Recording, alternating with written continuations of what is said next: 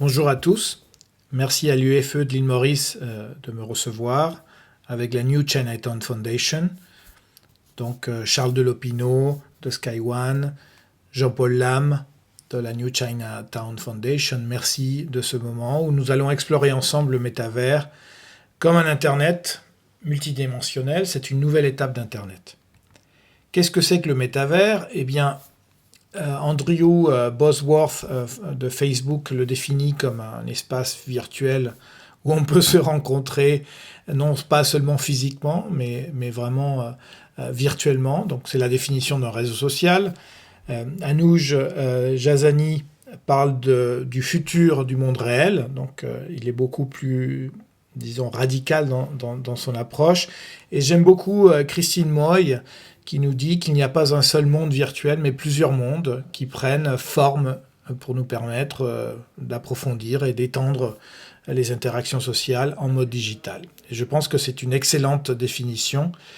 Mark Zuckerberg, dans son entretien avec Gary Vee, définit l'unité atomique du métavers comme l'avatar, donc vous et vos contenus, avec tous vos accessoires, tout ce qui peut accompagner en fait votre identité dans cette nouvelle phase d'Internet.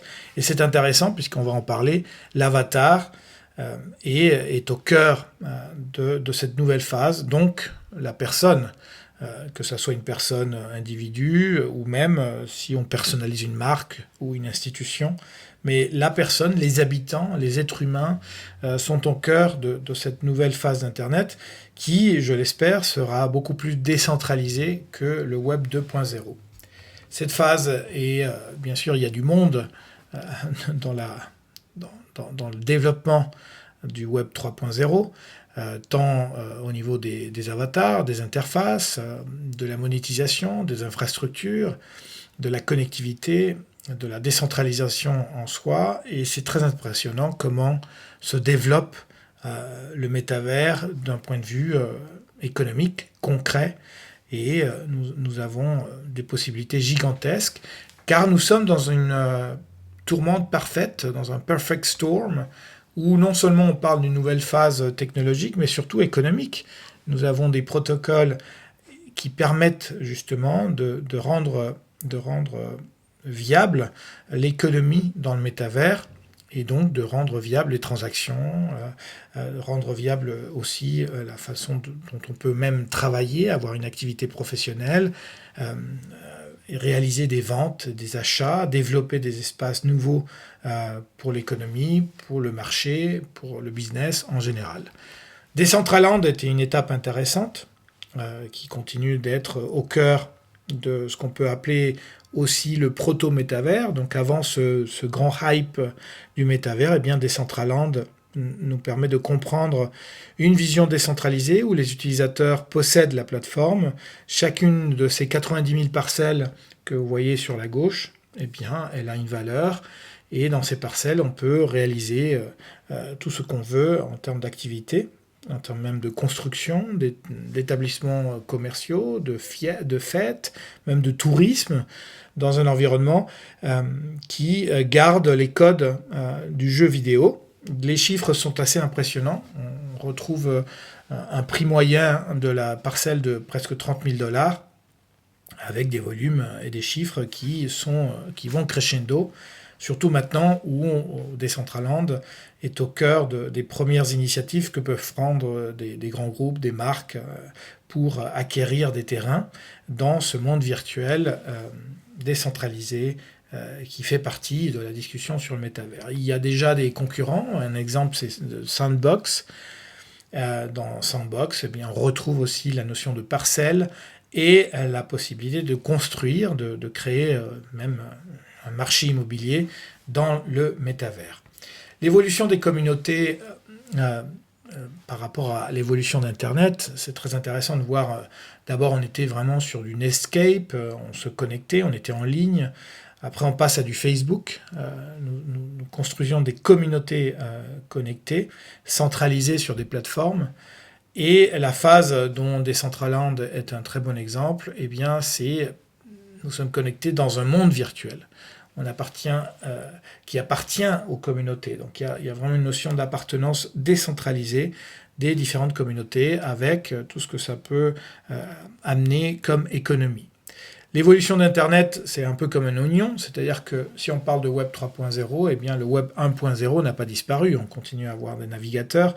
Le 2.0 est fondamentalement l'économie des applications, des monétisations par la subscription, par la publicité, et ce qu'on a pu voir dernièrement avec l'économie, le sharing economy et le streaming. Eh bien le 3.0 est très intéressant puisqu'il pose aussi les bases d'un monde plus amical, où on travaille beaucoup plus la privacité, peut-être plus normé, avec aussi évidemment la blockchain qui nous aide à rendre ceci solide, et des expériences qui sont hybrides aussi, avec la réalité augmentée, où le métavers devient le système opératif, et où on est dans des expériences aussi locales, qui peuvent concerner vos communautés locales, le commerce d'un point de vue micro, local, et la fameuse économie des créateurs qui est au cœur de ce développement, où chacun d'entre nous a les moyens de créer ses propres revenus grâce à une portée non seulement planétaire grâce à la connexion, mais aussi créer des empathies, créer des rencontres qui en univers immersif, en un intérêt fondamentalement de créer des relations à long terme avec vos patients, vos clients, vos consommateurs et toute votre communauté, toute votre audience. Pour clarifier encore une fois les caractéristiques de cette évolution d'Internet, eh bien on passe d'un 1.0 où on lisait sur des textes statiques centralisés sur des entreprises qui géraient des pages, qui géraient des portails avec des ordinateurs personnels au cœur. Et on était plutôt dans un contrôle décentralisé. Chacun faisait un peu ce qu'il voulait dans son coin. On est passé à la Web 2.0 où on lit, on écrit, on est sur du contenu interactif avec des plateformes comme Google ou Facebook. Et on commence à parler du nuage, du cloud, et bien évidemment des applications mobiles qui sont au centre du 2.0. On est dans un environnement très centralisé, très marqué par les GAFA. Et le 3.0 où on lit, on écrit, mais on possède aussi. C'est-à-dire qu'on est parti sur des économies virtuelles en termes d'environnement. On fonctionne en réseau, donc que ce soit décentralisé ou même distributif, c'est-à-dire que vous avez des petits centres qui, eux, sont au cœur d'univers, de communautés, dans un nuage qui est caractérisé par la blockchain et de manière décentralisée. Donc les technologies résultent en général de la fusion de deux technologies préexistantes. Le smartphone, c'est le téléphone mobile plus Internet. Merci à Argo Édition pour cet excellent raisonnement qui m'a beaucoup inspiré. Les véhicules autonomes sont la voiture plus l'intelligence artificielle. Et bien le métavers ou le metaverse, c'est Internet plus la réalité virtuelle. Donc on combine ces deux technologies et on obtient des environnements. Là, je suis avec Bruno Larvol et Michael Potts et Daniel Jaramillo. On est vraiment dans un univers où on peut même acheter du ciel. Sur la droite, vous avez mon univers avec Origi. Donc toute la plateforme est exprimée dans une seule pièce. Et cette pièce a des possibilités infinies avec des possibilités de navigation dans d'autres espaces. Là, nous sommes sur Spatial.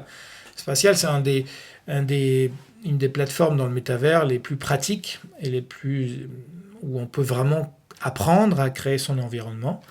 Donc on est dans des univers virtuels dans lesquels on peut s'immerger complètement. Donc si on compare sur la gauche et la droite, donc à gauche on est dans Internet comme tous les jours. Donc si on lève la tête, on tourne la tête, eh bien on sort de cette navigation. Et sur la droite, on est dans le métavers. Donc si on tourne la tête, on lève la tête, on ne sort pas de la navigation. Voilà ce que signifie le terme d'immersion ou d'immersif. Et c'est ça qui caractérise l'expérience d'utilisateur. Donc vous êtes dans une immersion qui vous permet d'être en totale connexion avec votre audience, avec des gens qui vont être présents à travers leur avatar. Là, au fond, vous avez deux union avatars qui est vraiment une entreprise d'innovation sur l'identité digitale dans le métavers, dans la construction de votre avatar, mais aussi tout ce que cet avatar va avoir comme attribut, en particulier le wallet, qui vous permettra également d'avoir tous vos contenus à l'intérieur de votre avatar. Donc le métavers, c'est Internet libéré de sa frontière ultime, l'écran. Donc évidemment, il n'y a plus d'écran. C'est-à-dire que si vous souhaitez dans votre navigation amener un écran, eh bien, c'est à vous de le créer d'une manière totalement virtuelle. Donc toute navigation, besoin de contenu, besoin de consulter quelque chose, eh bien, vous en prenez la décision au cours de votre navigation, mais vous n'avez plus de téléphone portable. Là, par exemple, nous sommes sur la page de l'UFE à l'île Maurice. Eh bien, on peut déplacer cette page, on peut la manipuler, on peut l'intégrer dans nos raisonnements, on peut l'intégrer dans nos réunions, dans nos interactions, et on n'a plus besoin d'avoir un écran physique, et cet écran est intégré dans notre navigation et dans notre avatar. Donc on peut faire appel en ce moment, ce que vous avez là, c'est un navigateur, là aussi la New Chinatown Foundation. Donc nous sommes dans une navigation sans écran. Donc le métavers, c'est comme un environnement, un continent totalement vierge qui nous offre des possibilités infinies de construire. Là, on est sur Rendeavor et cet environnement Alcove qui a été fait pour accompagner les retraités dans une expérience immersive et aussi créer des mémoires, créer des expériences où vous pouvez lire des livres, vous déplacer, par exemple à Chicago, faire du tourisme sans bouger. Donc, les expériences sont, de manière exponentielle, sont infinies. C'est-à-dire que d'ici 5 ans, on sera vraiment dans un environnement toujours plus parfait, toujours plus perfectionné, toujours plus sophistiqué, où votre expérience sera une alternative au voyage. Peut-être qu'on pourra être plus respectueux de notre climat, de notre planète.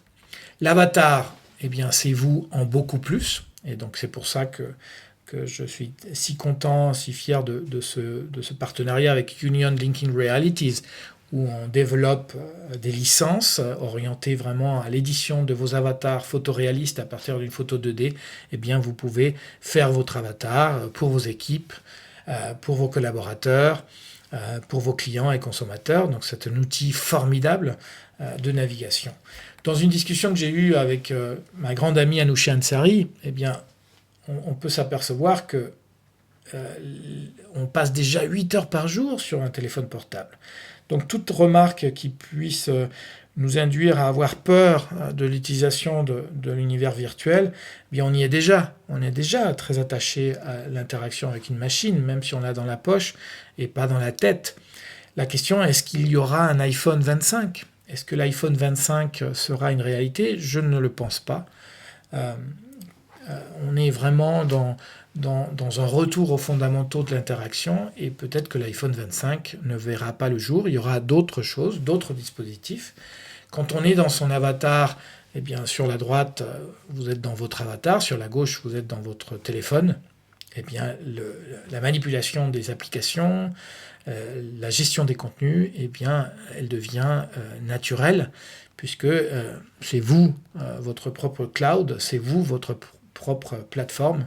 Vous êtes le centre de la navigation. Donc l'avatar est non seulement une représentation de votre identité, celle que vous souhaitez, mais aussi un outil de travail, un outil de consultation. Vous avez vos documents, vous pouvez lire en totale immersion et vous pouvez lire avec d'autres, présenter des vidéos, analyser des objets, travailler, avoir des réunions concrètes, techniques, apprendre beaucoup plus vite. Donc les temps d'apprentissage se raccourcissent. Donc dans l'éducation, les applications sont gigantesques. Sur l'avatar, donc là on est dans une représentation unique d'avatar. Donc ce qui est très intéressant, c'est que l'âge, les générations sont en train de disparaître. On le vit déjà sur Zoom. Vous pouvez avoir 77 ans, 80 ans ou 20 ans, eh bien votre avatar, c'est à vous de le choisir. Donc cette jeune fille de 77 ans qui est docteur en théologie, elle peut très bien choisir cet avatar pour mieux communiquer. Donc on retrouve ces notions de beauté, de psychologie du paraître qui sont complètement chamboulés dans des environnements où vous avez la maîtrise de votre représentation, donc de votre communication, donc de vos interactions. Donc pareil, si vous avez 20 ans, vous pouvez choisir d'avoir une apparence comme celle de ce monsieur et avoir une communication différente. Et ça, c'est fascinant. Certains d'entre nous, on peut se poser énormément de questions sur la notion d'identité.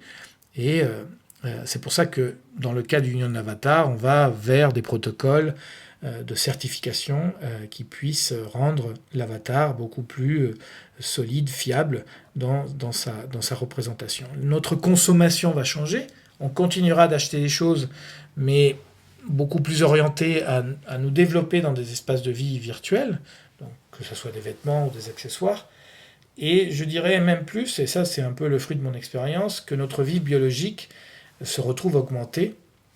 Et dans mon cas, eh bien, je me retrouve beaucoup plus, présent, j'apprécie davantage mes expériences biologiques, mes expériences familiales, d'amitié, de rencontres, que même dans une interaction où le téléphone portable pouvait constamment me distraire. Donc le business, eh bien, il est exponentiel. On a déjà quelques chiffres de 2021 où vous avez déjà plus de 54 milliards de dollars dépensés en biens virtuels. Sur une seule plateforme comme Roblox, vous êtes à 60 milliards de messages. Même sur des univers beaucoup plus anciens comme Second Life, vous êtes déjà à 650 millions de dollars de PIB avec l'économie des créateurs dans cet univers qui dépasse les 80 millions de dollars. Et les NFT, les fameux jetons non fungible, eh bien, c'est une capitalisation de 41 milliards de dollars. Avec des nouveaux partenariats, avec des nouvelles plateformes qui s'associent à des marques du monde, disons, virtuel, du monde concret aussi. Et donc tout ça, ça bouge à toute vitesse. Et on est dans un environnement où on peut se poser la question de comment va évoluer le e-commerce. Sur la droite, voilà, vous pouvez acheter des choses. On est dans un espace de rencontre, de réunion. Sur la gauche, on est dans une réunion d'architecture où vous pouvez voir la maquette, mais aussi être dans la maquette. Donc les applications sont infinies. Le marché de l'art aussi peut se connecter à des business transversaux, comme ici BMW avec un artiste en expo.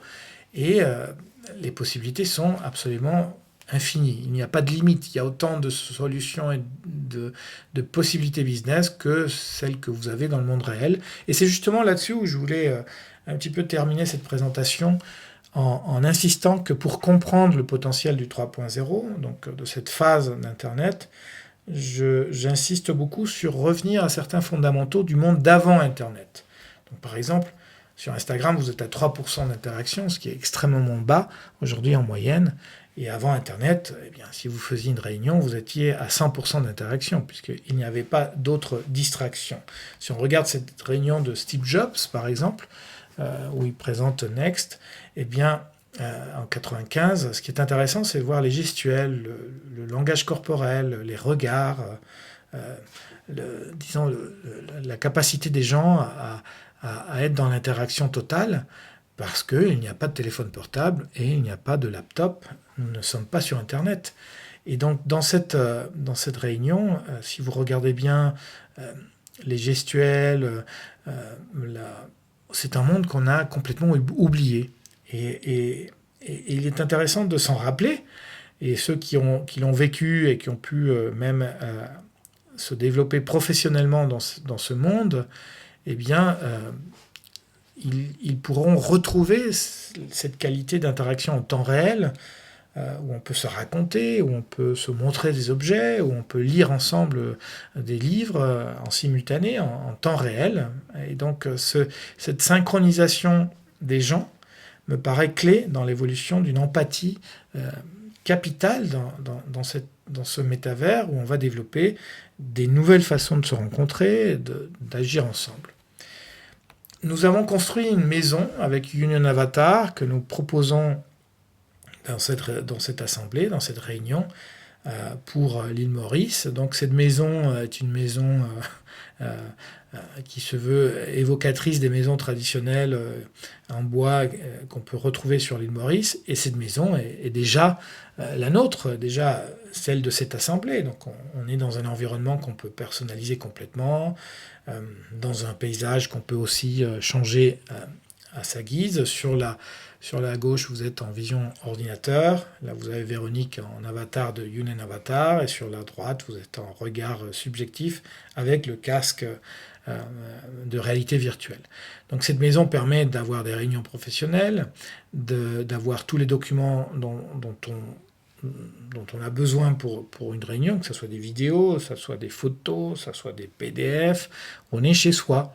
Et ce chez-soi, et la possibilité de personnaliser ce chez-soi, d'apporter des objets, de lire des livres, même ici nous sommes dans un livre qui a 316 pages, de mettre nos propres photos, repose la question de l'ensemble, d'une part, des plateformes actuelles, des réseaux sociaux, repose la question de comment on crée nos interactions, de comment on décide de se rencontrer.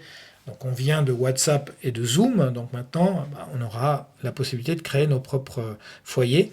Donc en l'occurrence cette maison, elle représente un lien avec toute la communauté de l'île Maurice. Donc vous tous, vous pouvez vous réunir dans cette maison, vous rencontrer, échanger ensemble, amener vos souvenirs, amener vos contenus, personnaliser le premier étage et le deuxième étage, personnaliser chacun un mur, par exemple.